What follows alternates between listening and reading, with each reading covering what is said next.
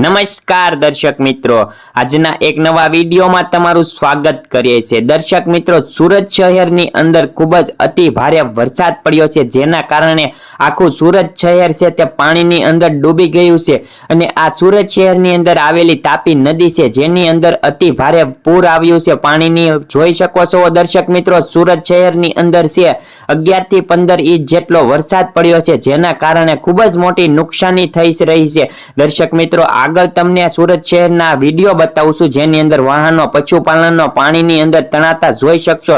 તમે પણ દર્શક મિત્રો ખાસમ ખાસ આ બધા વિડીયો જોજો, 100% પ્રૂફ સાચી માહિતી છે।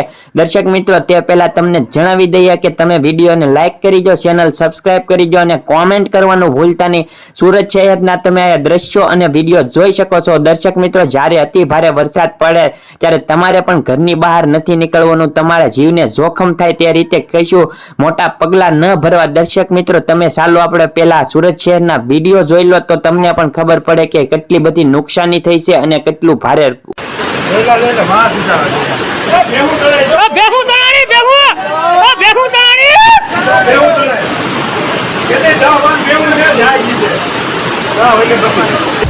પાછી આવે જોઈ લે ફોરવ્હીલ રિટર્ન થાય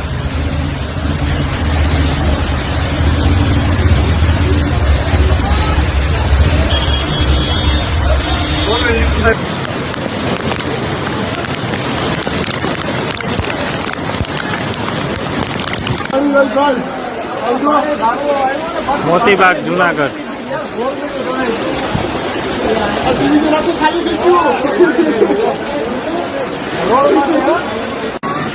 હા મારો દીકરો, હા